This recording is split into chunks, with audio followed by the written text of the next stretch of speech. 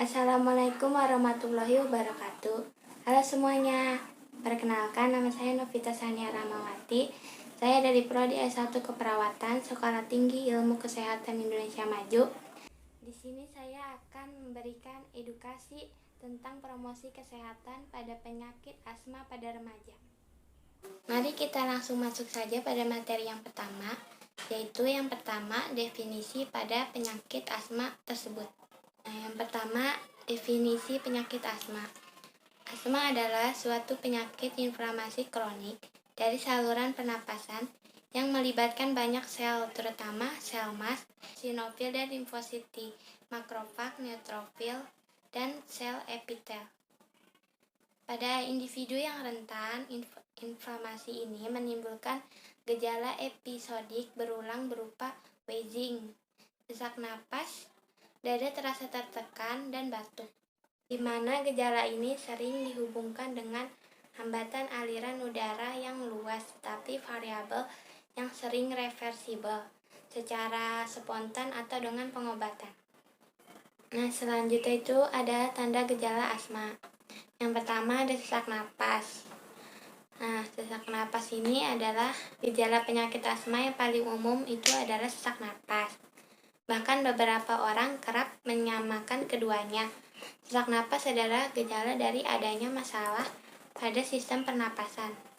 Umumnya setiap orang yang memiliki asma pernah merasakan sesak napas.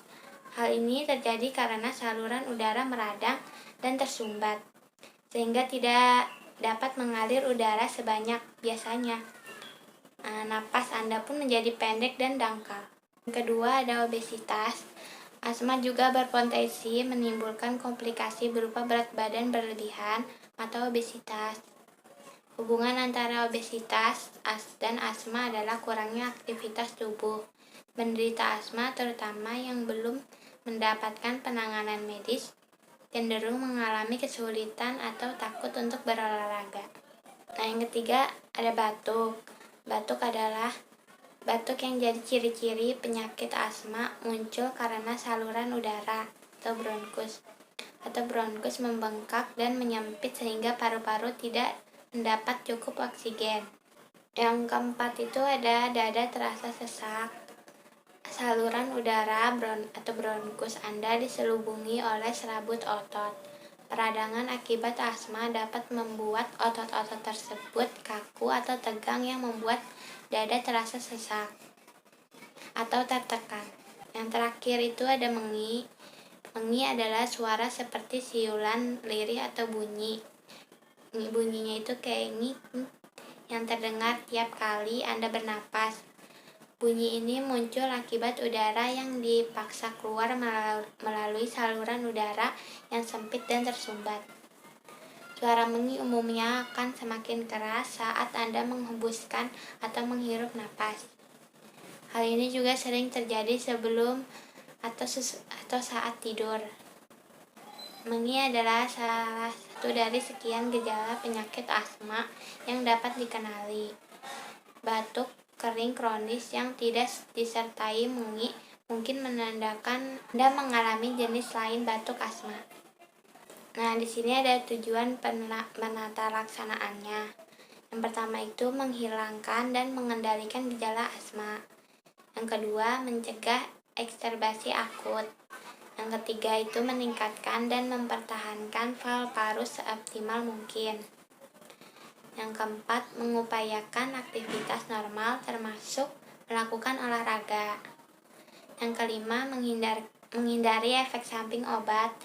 Yang keenam, mencegah terjadinya keterbatasan aliran udara.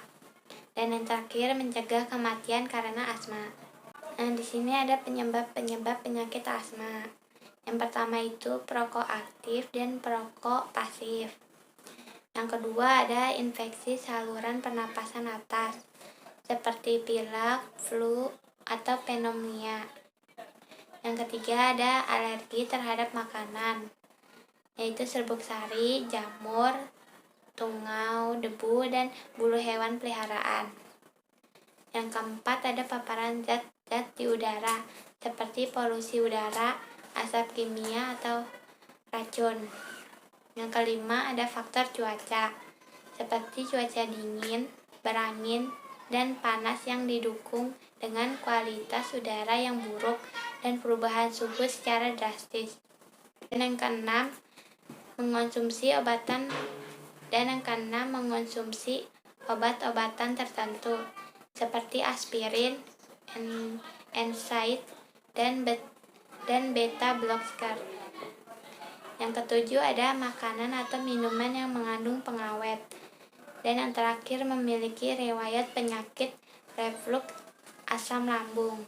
Di sini juga ada cara mengatasi penyakit asma. Yang pertama itu duduk tegak. Duduk tegak adalah cara termudah untuk meredamkan gejala asma. Posisi duduk ini membantu membuka saluran udara Anda terbuka lebih lebar.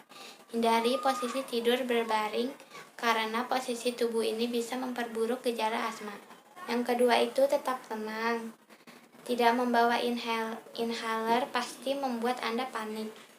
Akan tetapi, kepanikan yang muncul bisa menimbulkan stres dan kecemasan sehingga membuat gejala asma semakin memburuk. Setelah memosisikan diri untuk duduk tegak, cobalah untuk menenangkan pikiran Anda. Nah, yang ketiga itu perbaiki napas Anda. Sesak napas membuat Anda bernapas lebih cepat dan tidak stabil. Setelah berhasil menenangkan pikiran, perbaiki kembali napas Anda, cobalah bernapas lebih lambat dan stabil selama dada terasa sesak. Yang keempat itu hindari pemicu. Untuk mengatasi gejala asma tanpa inhaler adalah menjauhi segala pemicunya. Contohnya, bila Anda berada di sekitar perokok, Anda harus segera pindah dari tempat tersebut. Carilah tempat yang udaranya lebih bersih dan nyaman. Yang terakhir itu hubungi layanan medis. Jika cara mengatasi gejala asma tanpa inhaler di atas sudah Anda lakukan, tapi kondisi tidak juga membaik, segera minta bantuan pada medis darurat. Baik, cukup sekian penjelasan tentang edukasi promosi kesehatan pada penyakit asma. Apabila ada salah kata dan kekurangan dalam penjelasannya, kurang lebihnya mohon maaf. Wassalamualaikum warahmatullahi wabarakatuh.